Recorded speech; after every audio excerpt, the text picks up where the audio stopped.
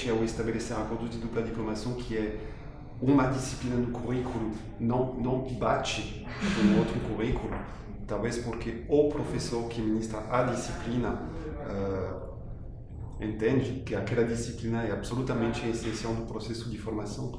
Esse entendimento é equivocado. Provavelmente no projeto pedagógico do curso, o lugar deixado a uma disciplina e a um conteúdo específico não seja tão grande como um professor pode achar. Então, uma recomendação que fazemos nesse MOOC em geral para estabelecer acordos de dupla diplomação é realmente não se concentrar em um conteúdo específico de uma disciplina, e sim no conjunto de habilidades. Eu entendo que é a mesma coisa que aparece aqui. Exatamente, é bem nesse sentido mesmo. Inclusive, uma orientação no Departamento de Cursos e Políticas de Graduação, quando alguém vem nos solicitar algum apoio para a elaboração de projetos pedagógicos de curso, é justamente poder fazer uma coisa bem simples.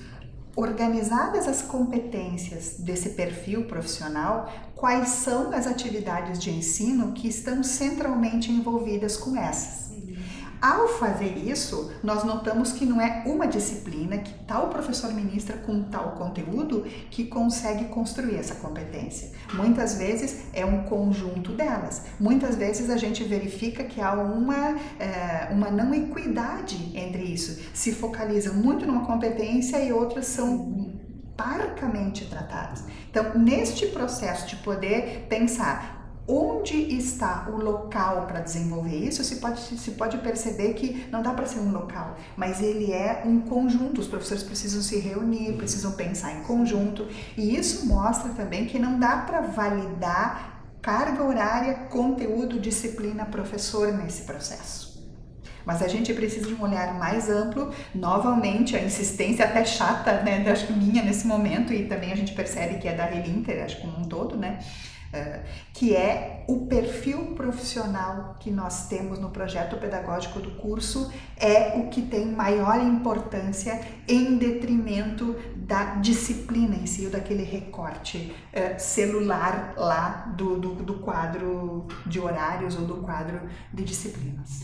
Um dos aspectos muito interessantes também, muito concretamente para um professor que teria uma parceria e queria estabelecer uma dupla diplomação que eu entendo, é que esses documentos, esses projetos pedagógicos de cursos, que são documentos que a universidade disponibiliza, definem essas competências e que, portanto, são essas competências definidas por esses documentos que têm que ser comparadas e tornadas equivalentes com documentos provavelmente similares que vão existir na universidade estrangeira. Tipicamente, no caso das universidades europeias, elas definiram um conceito de crédito baseado também na experiência adquirida, no learning experience. Então, com certeza, essas universidades e os cursos que elas oferecem também têm documentos a comparar com nossos projetos pedagógicos de curso. Perfeito. Independente, eu acredito, do tipo de instituição em que se desenvolve essa formação profissional universitária, uma universidade pública ou privada, eu imagino qualquer universidade internacional, precisa ter um documento orientador onde se descrevam essas questões, se descrevam qual é o perfil que se deseja alcançar, qual é o conjunto curricular que se propõe e como é que se operacionaliza esse processo, né? Então, me parece que a comparação com esses documentos, sim, ela é uma possibilidade, mas mesmo o centro é este profissional que é o egresso que nós desejamos. Isso certamente outros documentos também trazem, e é o centro da gente poder perceber, bom, nessa dupla diplomação, que profissional nós desejamos formar? Profissional X. Esse profissional X na outra universidade tem características similares? Não tem? O que nós podemos acrescentar nisso? O que eles podem acrescentar a partir do nosso? Então, dentro dessa discussão de PPC, de projeto pedagógico do curso, tem um outro conceito, mais do que conceito, um instrumento, que é o plano de ensino.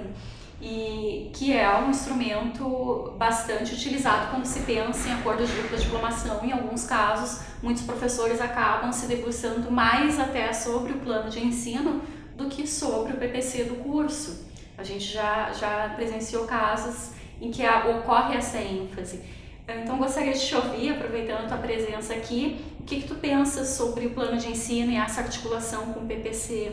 Como que tu vês isso? Bem, em primeiro lugar, é importante a gente poder só retomar brevemente o que compõe um plano de ensino. Então, um plano de ensino na nossa universidade e também em outras universidades, ele é um instrumento, como tu bem disseste, que contém um conjunto chamado ementas, que é o conhecimento que vai ser desenvolvido, como vai ser desenvolvido, formas de avaliação, referências bibliográficas para isso, mas fundamentalmente ele estabelece uma carga horária vinculada a crédito. Crédito é uma tradução de carga horária, né? Nós temos um crédito equivalente a 15 horas aula, nesse caso, né? 15 horas de trabalho.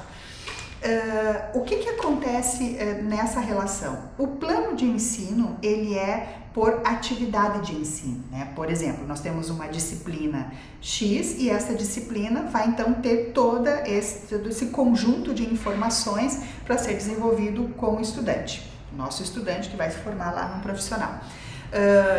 Este conjunto de orientações, digamos assim, que vai concretizar a competência do perfil profissional, ele, independente do número de turmas que nós tenhamos na universidade, essa atividade de ensino ela é a mesma. Precisa se garantir que todo estudante tenha esse conjunto de atividades.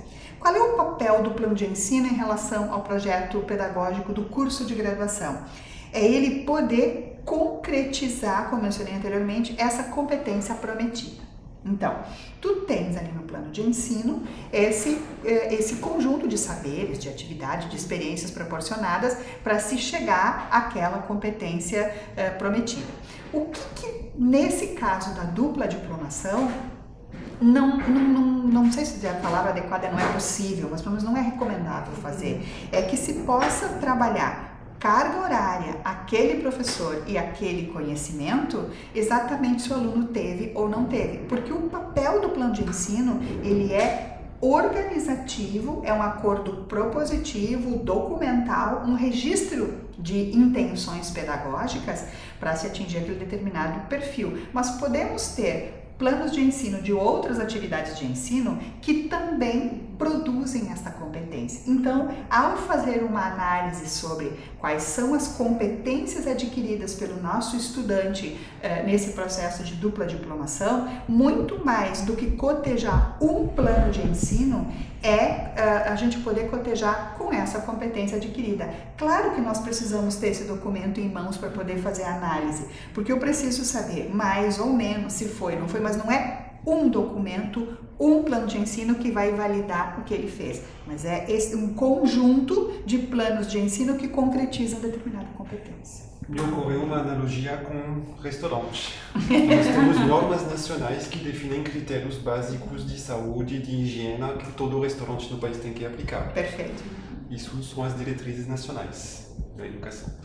Em nível de um restaurante, nós temos um cardápio, que seria o projeto pedagógico de curso. Cada restaurante define o que ele oferece para comer.